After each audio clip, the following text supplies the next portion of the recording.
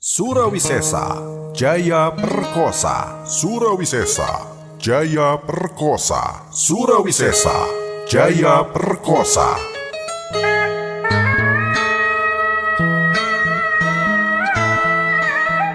Bismillahirrohmanirrohim. Sampurasun wargi-wargi sadaya. Waluya dongeng Sunda. Waluya dongeng Sunda. Channel YouTube Gilang Kasnadi Channel Dongeng Sunda Kang Gilang sejamedar hiji carita dina judul Surawisesa Jaya Perkosa. Lalampahan Prabu Surawisesa, Raja kedua Pajajaran tahun 1520 hiji tepikeun ke tahun 1535 Masehi, ngarasa gagal dina ngurus nagara. Ambar hayat ngarasa jamuga diurus ku ibu raja. Sabab salian ti wilayah Pajajaran beuki ngaheuretan. Kehidupan sosial ekonomi rakyat beki nyerorot. Kurang Cirebon, Pajajaran diboykot dibere hak melian hasil laut kayanin petis, terasi, uyah jeung lauk asin. Kulantaran kitu, ekonomi kaganggu, rakyat jadi balangsa.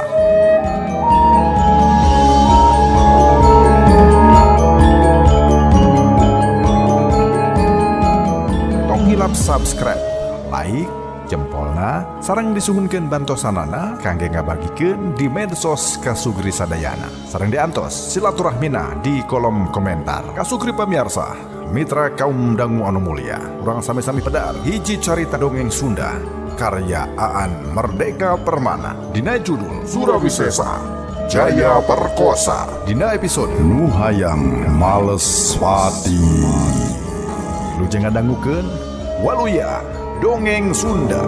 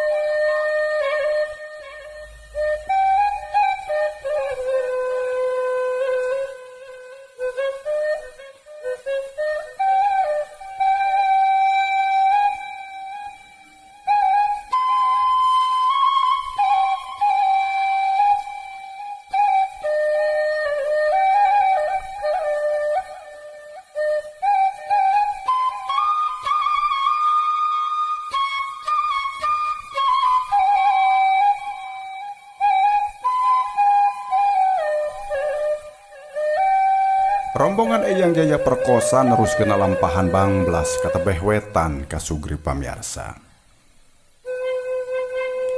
Geus ngaliwatan Citarumah teu hariwang diganggu atawa disusul-susul ku pasukan Banten deui. Teu hariwang teh sabab sanajan eueuh perjanjian tinulis tapi wetaneun Citarumah geus lain wilayah Banten. Ti Citarum kaereh kawetan mah seolah-olah geus asup ka wilayah Cirebon kasugri pamirsa.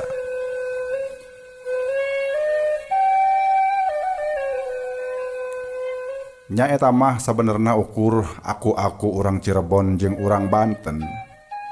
Da ari sabenerna mah Pajajaran teh kungsi nyerenkeun wilayah ka eta dua karajaan.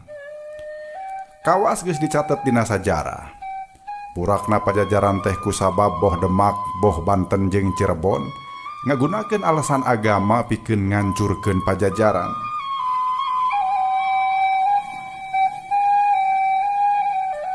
Kusabab dianggap Pajajaran embung asup Islam nya kapaksa pada ngagempur jeung wilayah-wilayah anu tadina kaereh ka Pajajaran.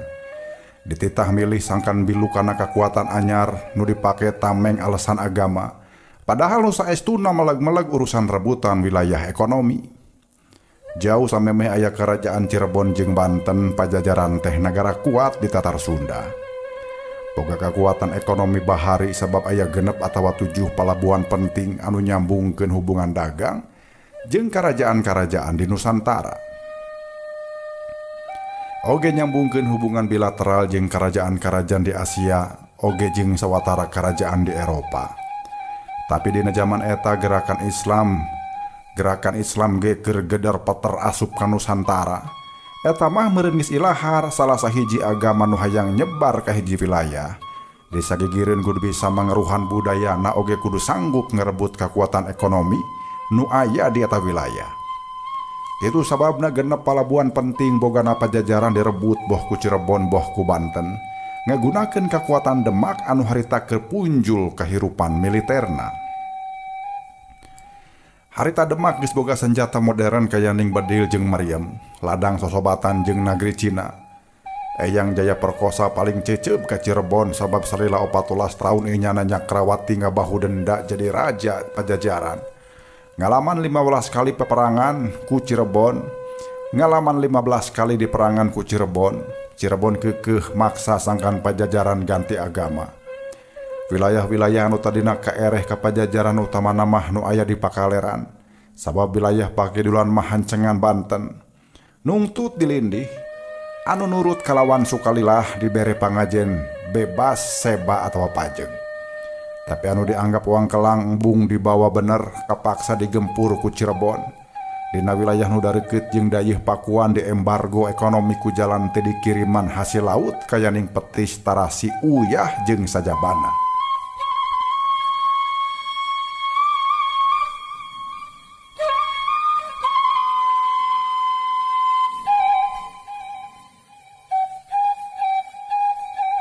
Teu dibelian hasil palawijana. Pajajaran anu tadina kawas di lautan sanggeus genep palabuhan penting dijabel ku Cirebon jeung Banten. Kahirupan sosial ekonomina ukur ngandelkeun malawija jeung ngahuma atawa ngalintar di walungan. Jadi dina mangsa bubutuh hirup disengker ku kapentingan politik, masyarakat Pajajaran jadi marudah. Prabu Surawisesa anu ayeuna jadi Eyang Jaya Perkosa turun tina kalungguhan raja teh balukar eta. Nyaeta rakyat marudah sabab raja gagal dina ngajamugakeun rakyat.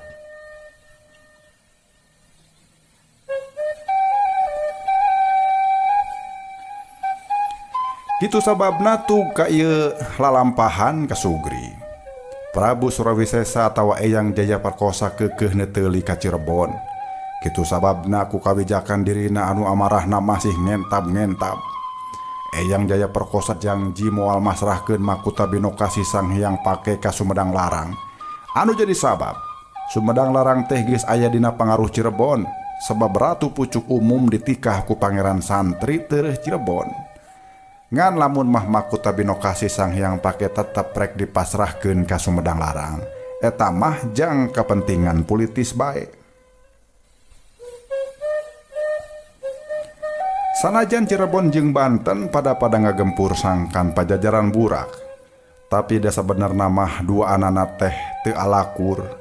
Teu alakurna sabab dua anana ngarasa boga hak anu sarua nyaeta pada aku angga yen Pajajaran sagembleng rag-rag waris ka maranehna. Banten ngarasa leuwih hak kumawasa di wilayah Pajajaran. Nya di wilayah Pajajaran sagemblengna sabab burakna Pajajaran teh ku jasa maranehna.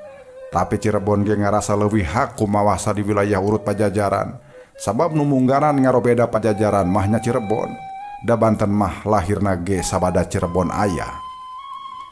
Malah pan waktu Banten bebas tina kakawasaan Pajajaran nyaeta teh meleg-meleg jasa Cirebon. Sanggeus Banten direbut ku Cirebon kakara Banten menyat jadi kerajaan mandiri. Kamungkinan boh Prabu Seda boh Eyang Jaya Perkosa hayang ngomporan sangkan Cirebon jeung Banten ulah alakur.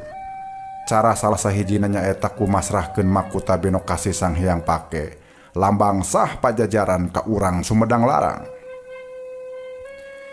Sanajan tetep banda pusaka nu asli mah ku aing moal dibikeun, ceuk Eyang Jaya Perkosa. Tapi naha masrahkeun lambang kakawasaan Pajajaran bet ka Sumedang Larang? Sabab dianggapna tina loba pilihan anu gagoreng ukur Sumedang Larang anu alus ti antara nu garoreng. Eta boh Cirebon, boh Banten ku urang Pajajaran dianggap boga ceda politik.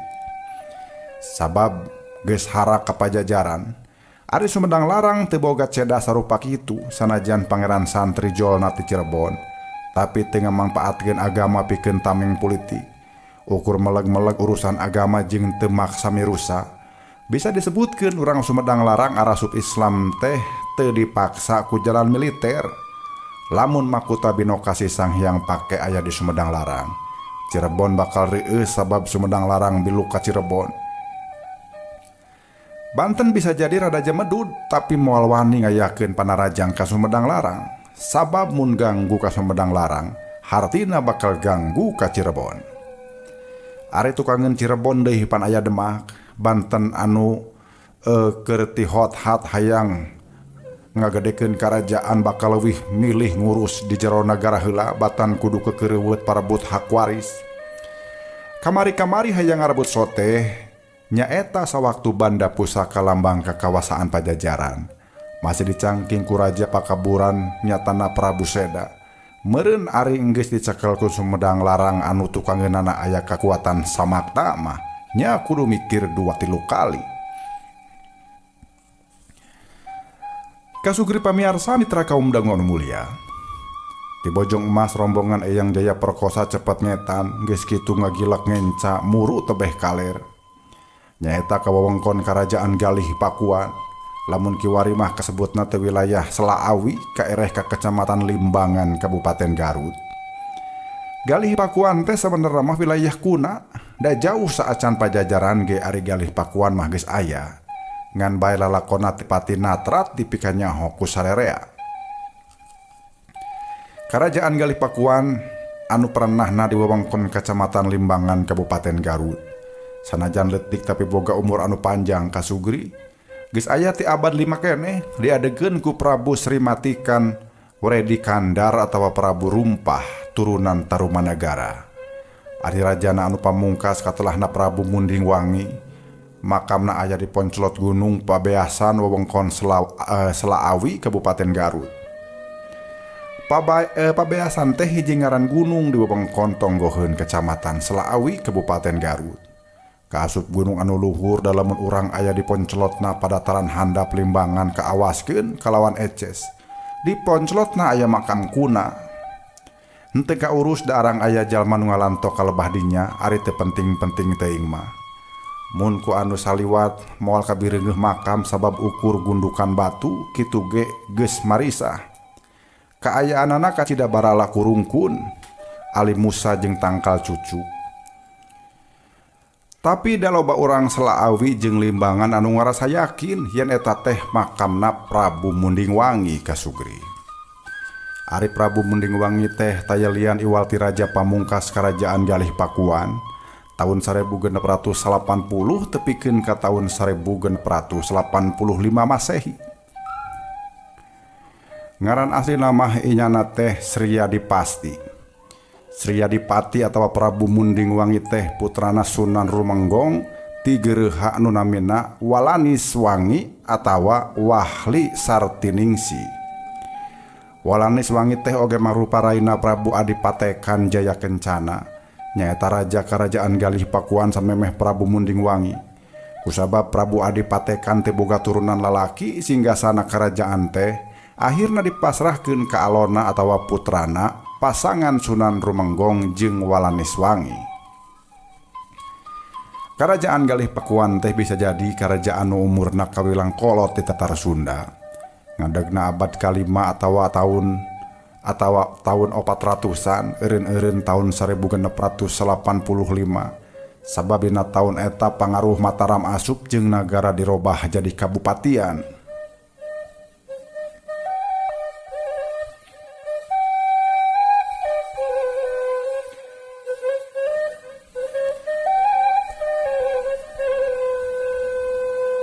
Karajaan mah terus hirup ngan teu kaambu ku umum. Cek Sunan Rumenggong tina catatan-catatan tradisional, teu kaambu ku umum atawa ku urang kurang katalingakeun ku balarea. Sabab sanajan umurna kawilang panjang tapi Galih Pakuan lain karajaan badag, jeung salila ngadeg sasat teu ngalaman kajadian badag. Sanajan umurna jauh leuwih kolot batan Pajajaran, tapi basa Pajajaran ngadeg mah Galih Pakuan teh kaereh ka Pajajaran. Galih Pakuan boga kawajiban ngantirkeun seba ka Pakuan dina saban aya acara kuera bakti sanggeus Islam sumebar ka mana-mana. Galih Pakuan tetap hormat ka Pajajaran ku jalan teu ngeureunkeun seba.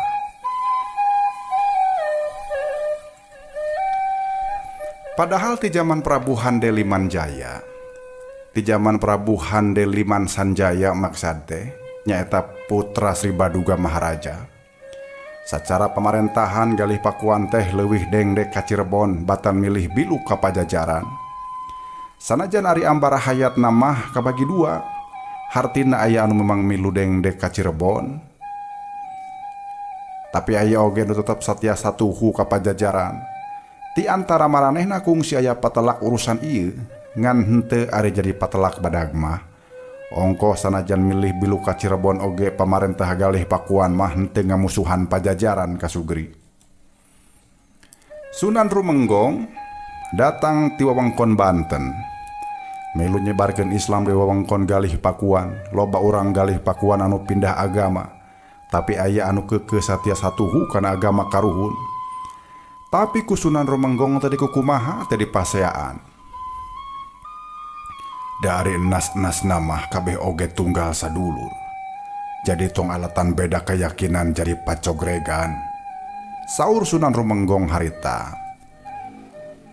Tapi kilang kitu cenah kungsi ari aya papaseaan tepikeun katimbul galungan mah ngan mimitina tina urusan dadagangan. Sawaktu aya sabubuhan padagang muslim ti Banten ka Galih Pakuan timbul patelak urusan nangtukeun tata cara dagang. Ceuk ieu kudu ku cara tradisi karuhun, tapi ceuk itu kudu ku tata cara Islam. Atuh sasama padagang nu beda paham agama teh parasea. 3 bulan lilana aya riweuh-riweuh di Galih Pakuan sabab padagang urang Banten ngeprak bala ti Banten. Eureun-eureun sote ku kasadaran masing-masing pihak wae. Jiga cek ucapan Sunan Rumenggong teh yen dina nas-nasna mah kabeh ge tunggal sadulur sanajan beda paham keyakinan oge. Sunan Rumenggong oge datang ti Banten ka Galih Pakuan teh niatna mah jual beuli ngan selang-selang ti eta sok nyebarkeun agama. Malah kusabab ari di kalangan pamarentah mah pangagung teh loba anu geus muslim, atuh Sunan Rumenggong oge loba hubungan jeung pangagung. Tepikeun ka akhirna nikah karayana Prabu Adipatekan nyatana Nyi Walaniswangi.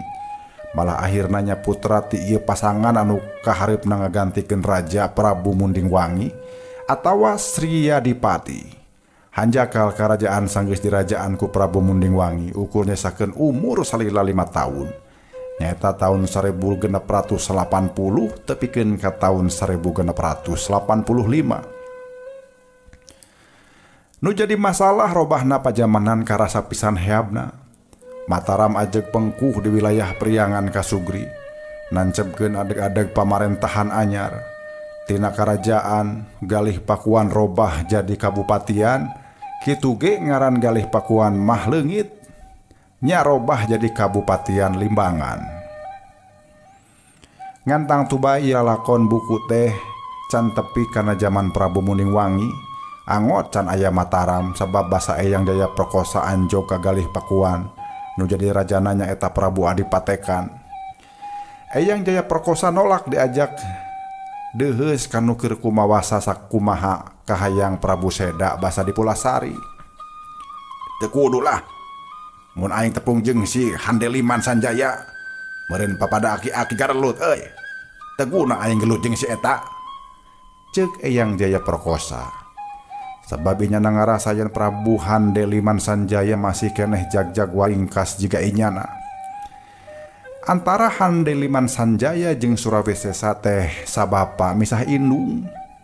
Surawisesa jadi raja Pajajaran jeung Handeliman Sanjaya jadi raja Galih Pakuan. Ngandu anana teu alakur sabab Galih Pakuan tunduk ka Cirebon.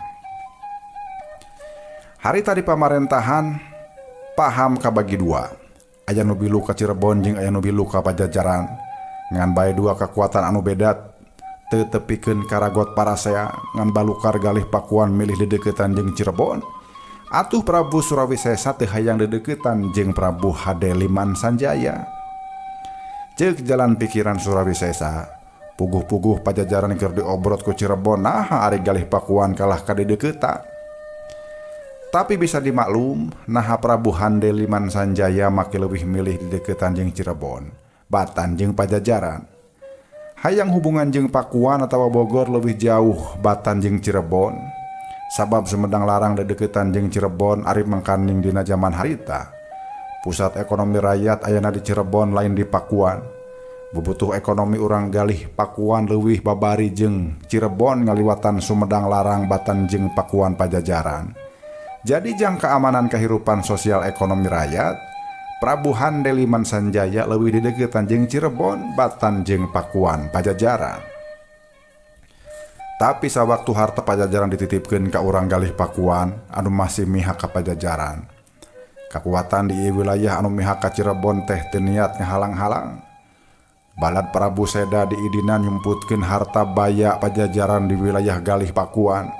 Sanajan urang galih Pakuan teh hayang nyaho di mana disumputkeunana. Kitu sababna Eyang Jaya Perkosa teh hayang ngontrol naha harta Pajajaran masih keneh aya atawa eueuh.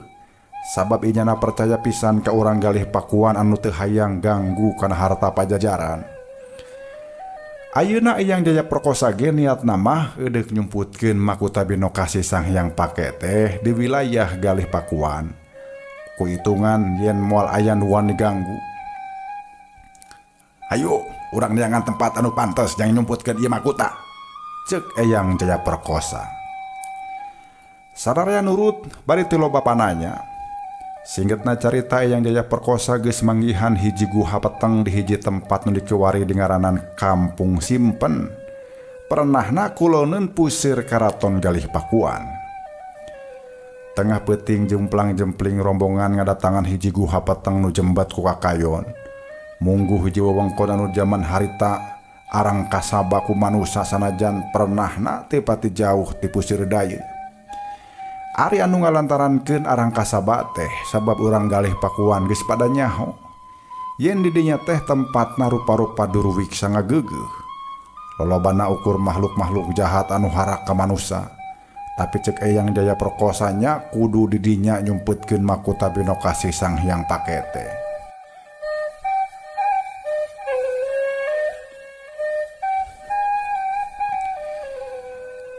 Nu hayang ganggu pasti kocor, sebab manehna boga pangabisa.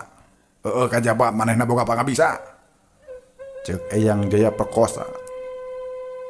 Kumaha upami nu dongkapna teh jalmi anu gaduh kasaktian manggulang-mangguling.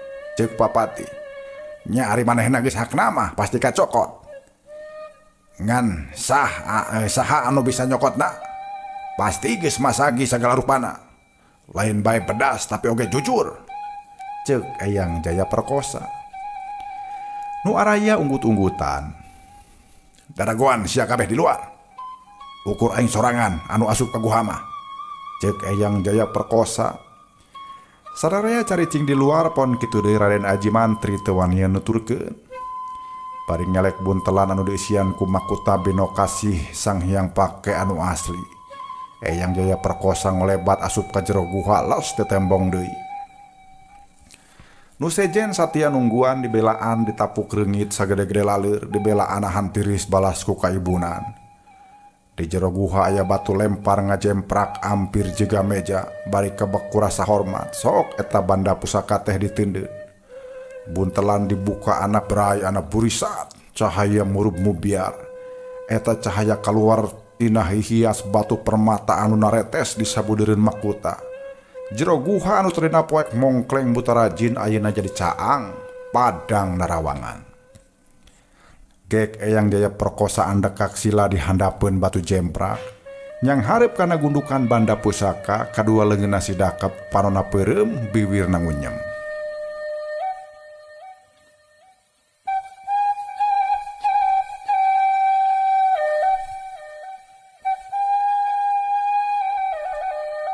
Aji-aji ngandemi hadir, boreleng putih hadir, sorot manggala hadir. Sia tunduk aing mitah, sia janji aing janji. Hadir, hadir, hadir.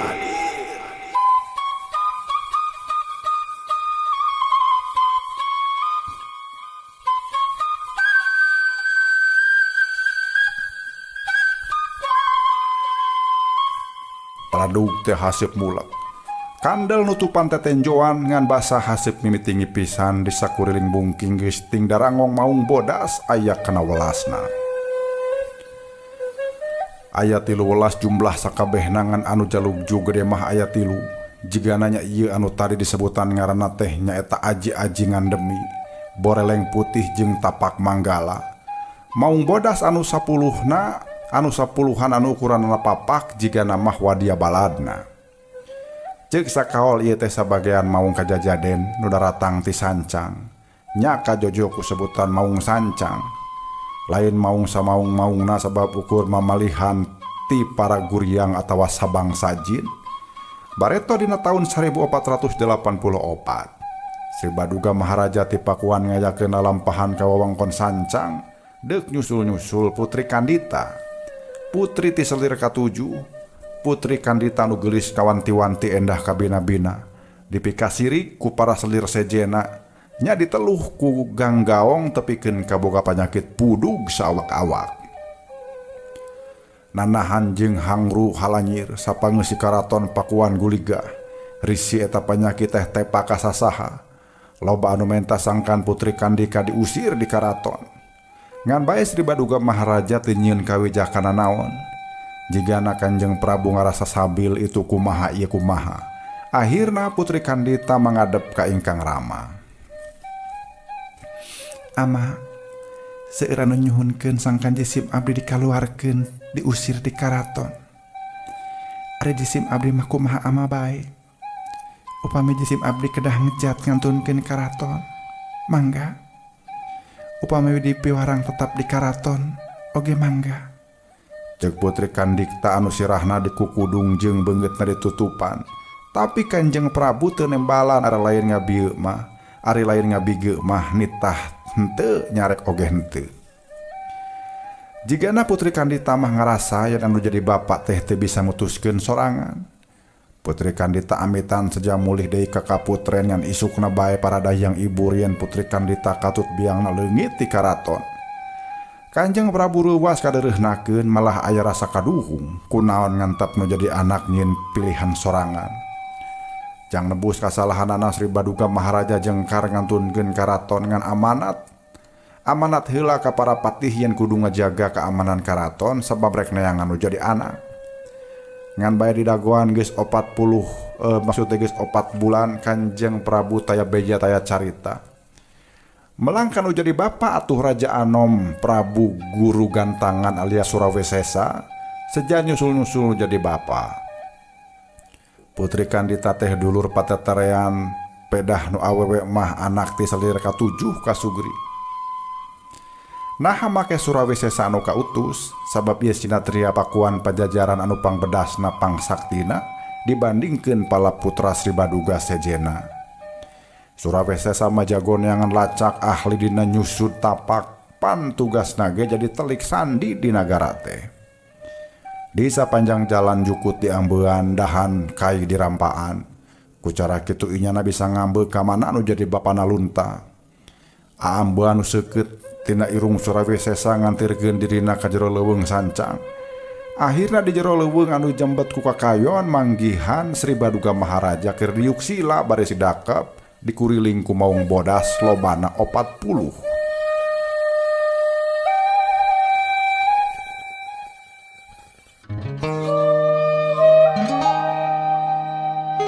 Kasugri pamirsa, urang cekapkeun dugi ka dieu heula pedaran acara Dongeng Sunda Kang Gilang nu kabidangkeun di channel YouTube Gilang Kastadi Channel dina judul Surawisesa Jaya Perkosa.